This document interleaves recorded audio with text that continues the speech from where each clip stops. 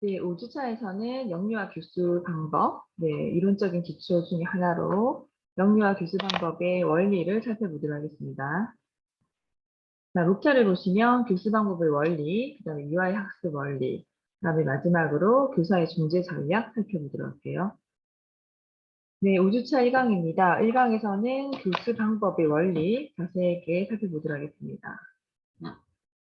자, 첫 번째 교수 방법의 원리입니다.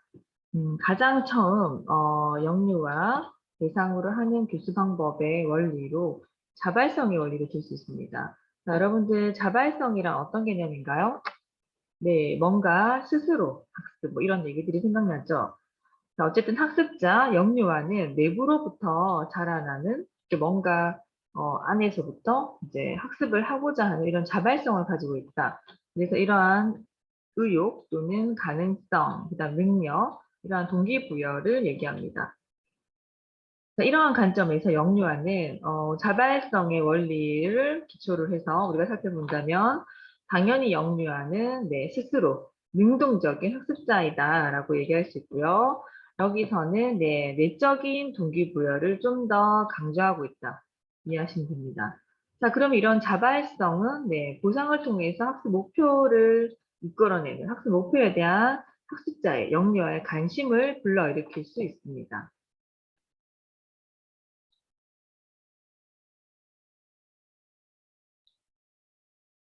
자, 두 번째 교수 방법의 원리인데요.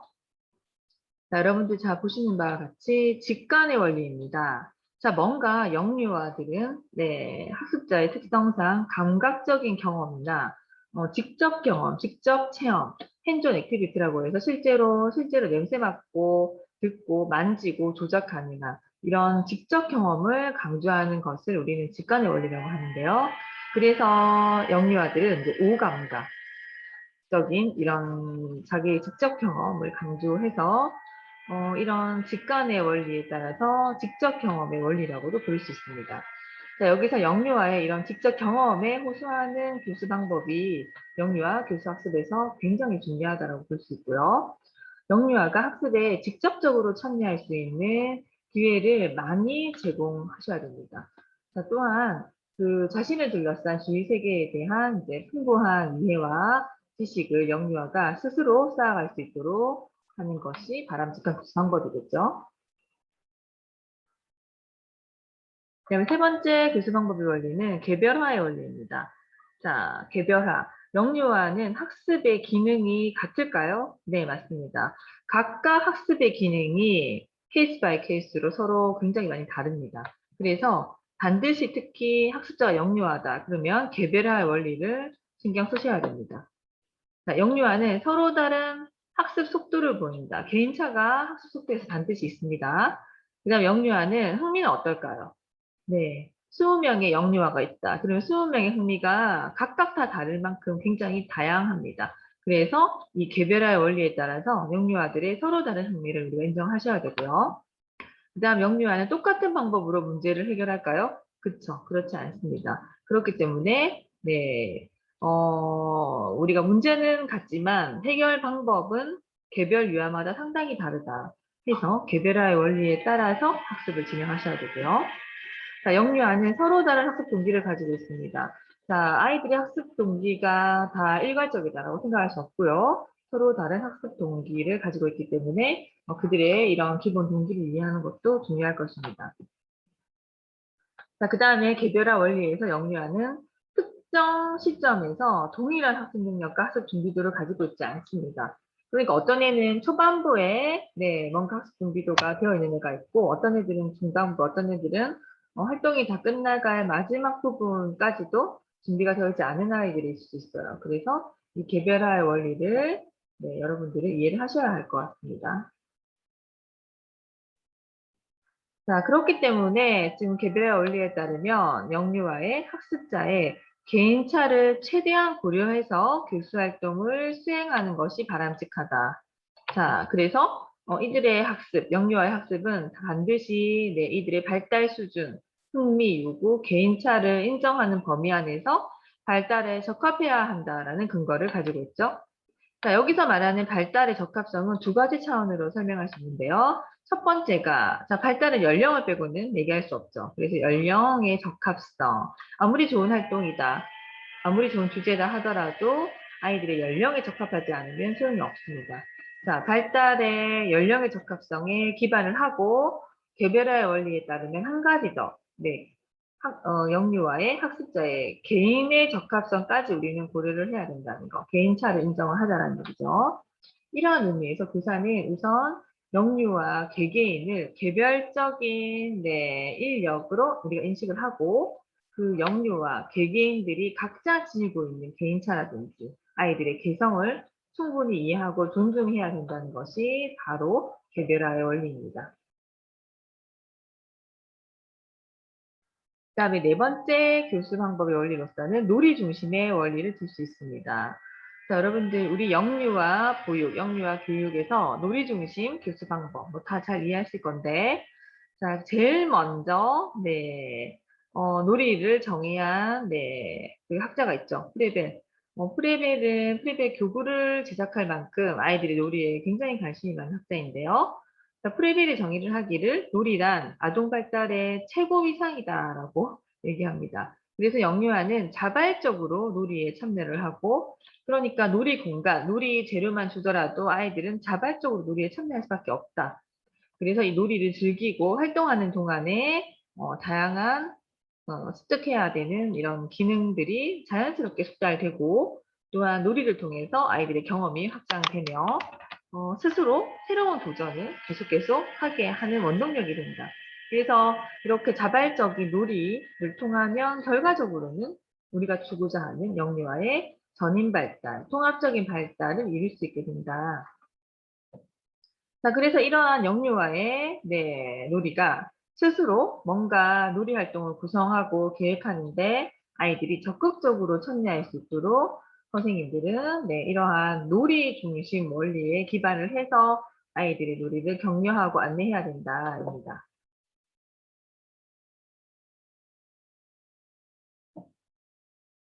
그다음에 다섯 번째 교수 방법의 원리는 탐구학습의 원리인데요. 자, 아이들의 탐구학습 보시면, 자, 영유아들은 스스로 세상을 경험하고 탐색할 시간, 그리고 영유아들이 학습한 것을 반성할 시간을 좀 충분히 주셔야 해요. 이렇게 했었을 때 학습의 효과가 높더라라는 얘기. 그래서 영유아들에게 탐구학습의 원리에 기반을 해서 충분히 탐색, 그 다음에 충분히 아이들의 반성할 시간을 주자라는 얘기입니다. 이렇게 탐구학습에 기반한 탐구적인 영유아는 선생님이나 성인의 도움 없이도 주변 환경을 스스로 탐색해 나갑니다. 그렇기 때문에 당연히 효과적인 학습을 유도할 수 있겠죠.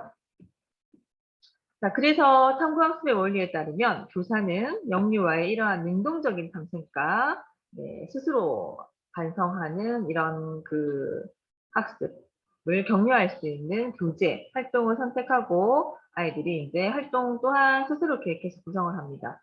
이런 활동을 통해서 학습 활동은 계획에서 실행이 이어지고요. 이 실행이 끝난 다음에는 반성적 사고, 반성의 활동으로 가고 다시 이 반성이 그 다음 활동을 계획하는 이렇게 순환적인 계획으로 이어질 수 있겠죠. 여섯 번째 원리가 생활 중심의 원리입니다. 그래서 영유아는 자신의 이런 실제 생활 환경이라든지 아이들이 실제 경험하는 것을 통해서 사건, 사물에 대한 지식, 그 다음에 자신이 뭔가 사물이나 사건에 대해서 알게 되는 태도, 다양한 기술, 기능들을 학습하게 됩니다. 그렇기 때문에 일상생활에 기초를 해서 학습이 연계되어야 된다는 얘기를 생활 중심 원리에서는 하고 있고요. 아이들이 매일매일 겪는 다양한 활동 속에서 유아들이 다양한 아이디어를 제시할 수 있고, 다양한 흥미거리가 생기고, 다양한 관심거리가 생깁니다. 그래서 이렇게 유아들이 제시하는 아이디어, 흥미, 관심을 반영해서 학습 과정이 조금 더 다채롭고 풍요롭게 되기 때문에 반드시 생활 중심, 아이들이 직접 겪는 이러한 사건 속에서 활동이 이어질 수 있도록 흥미를 유도하는 것이 중요할 것입니다. 자, 실제적으로 영유아들이 실제 일상생활에서 일어나는 다양한 흥미, 관심, 요구, 아이들이 의문점을 가지는 이런 것들이 교육활동의 소재거리로 네, 이어지는 것이 굉장히 중요한데요. 이러한 일상생활 소재가 바로 영유아들의 실제 생활과 밀접하게 관련시켜서 활동으로 연계되어야지만 네, 아이들의 이런 이해력, 그 다음에 지식에 기반한 실제적인 네, 실용 학습이 되는 거죠. 자, 그 다음에 네, 영유아 교육에서 가장 중요한 교수학습 원리, 통합의 원리입니다. 자, 우리는 교과가 단위, 언어 활동 따로, 수학 활동 따로, 이야기 나누기 따로 이렇게 하지 않죠. 그래서 이런 하나의 주제에 의해서 통합의 원리로 적용하는데요. 영유아의 학습은 모든 발달 영역, 그 다음에 아까 제가 설명드렸던 네, 교과 영역을 통합해서 이루어진다. 이게 가장 큰 영유아 교육의 특징입니다.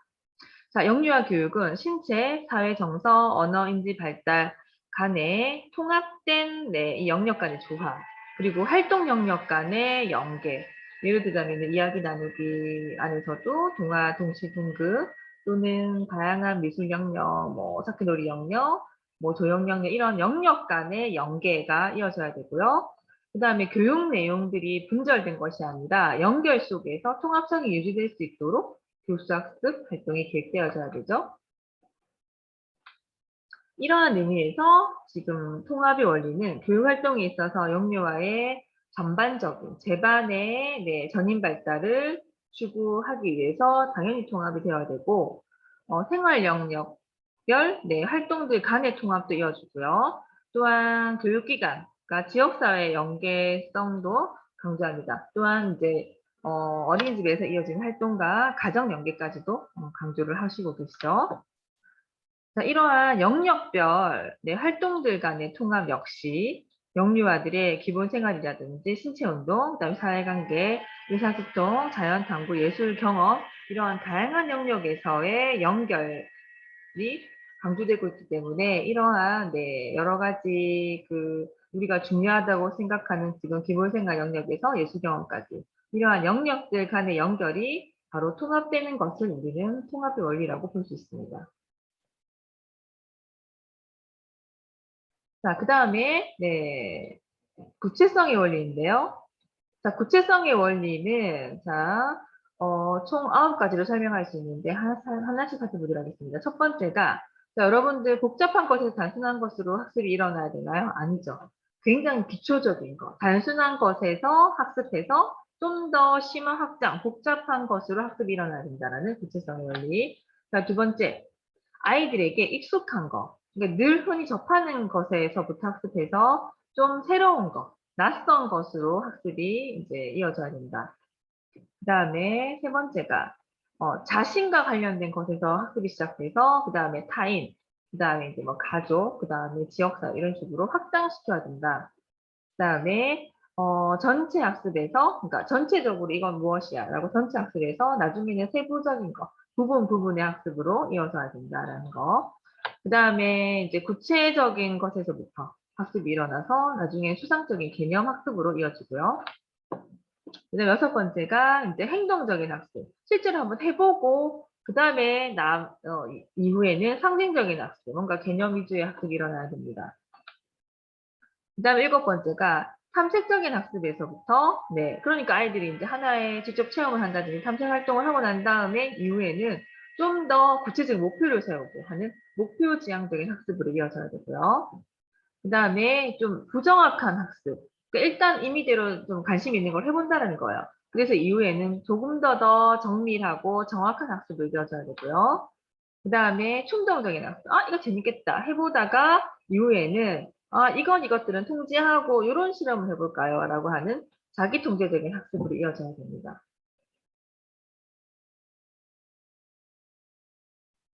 자, 구체성의 원리를 조금 더 살펴볼까 하는데요. 구체성의 개념은 일단 아이들의 눈에 보이는 사물이라든지 눈에 보이는 뭔가 문제 상황, 눈에 보이는 사건들을 우리는 구체성이라고 합니다. 그래서 아이들에게는 추상적인 접근이 상당히 어렵습니다. 그렇기 때문에 구체적으로 만지고 보고 경험할 수 있는 이러한 사물 사건에서 기반을 해서 학습이 일어나야 된다.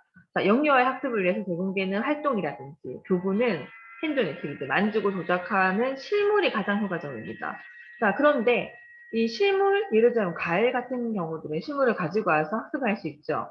그런데 동물은 우리가 현장에서 다 데리고 올 수 없습니다. 이렇게 실물이 안 되는 경우에는 그 다음 구체성을 띠는 뭐 동영상이라든지 사진 자료 이런 것들이 효과적이고요. 그 다음에 그림이나 이런 것보다는 좀 더 구체성을 띠는 네, 그 실제 동물과 가까운 영상 자료 이런 것들이 좀 더 유리하다라는 거예요. 자, 그래서 영유아의 학습은 주로 구체적인 경험을 통해서 구체적인 학습에서 추상적인 학습으로 이어진다라는 얘기를 교수학습 원리의 8번째 원리로 구체성을 설명드리고 있습니다.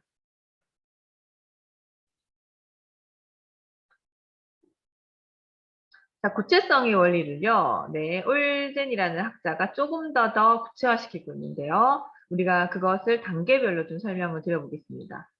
자, 구체성의 원리 첫 번째 단계는요, 지역사회 경험을 통한 직접적인 학습입니다. 그래서 구체적으로 어떤 활동들이 있나요? 자, 이때는 감각적인 접촉이 키포인트인데요. 자원 인사를 만난다든지, 면담을 한다든지, 견학을 가서 실제 현장을 본다든지, 실제로 아이들이 직접 조사를 한다든지, 실제로 알고자 하는 가설에 기반해서 연구를 해본다든지, 현장 실습을 한다든지, 또는 뭐 캠핑 간다든지, 지역사회 활동을 하는 거, 이런 것들이 바로 첫 번째 단계인 지역사회 경험을 통한 감각적인 접촉의 단계입니다. 이게 가장 구체적인 거죠. 그 다음에 두 번째는, 네, 두 번째 단계는 표현적인 활동을 통한 직접적인 학습입니다. 이것 같은 경우들은 이제 뭐 제도하기, 그림 한번 그려보기, 모형을 만들어 보기, 벽화 만들기, 연극, 뭐 조립해보기 이런 활동들이 되고요. 자, 이것은 개인적인 중개 활동으로 이어지겠죠. 그 다음에 세 번째 단계는 네, 실제 경험할 수 없는 것들은 시청각 자료를 통한 대리학습밖에 안 되죠. 이런 것들은 뭐 지도, 표, 그래프, 그 다음에 실물과 관련된 영상, 사진, 뭐 표본, 모형, 그 다음에 녹음화된 자료, 뭐 TV를 통한 매체 이런 것들이 됩니다. 그래서 기계적인 제시로 이어질 수밖에 없겠죠. 그 다음에 네 번째 단계가 자 1, 2, 3단계에서 네, 컨텐츠를 가지고 올 수 없어요. 그럴 경우에는 언어를 통한 대리학습, 예를 들면 책, 잡지, 신문, 강의 자료, 설명하는 거, 토의 자료, 토론, 뭐 편지, 수필 이렇게 해서 보고서라든지 수상적인 상징에 의한 네, 단계로 이어집니다. 그래서 어쨌든 1에서 4단계로 갈수록 수상적인 단계가 되고요. 거꾸로 4단계에서 1단계로 내려갈수록은 구체성이 높은 단계인 거죠.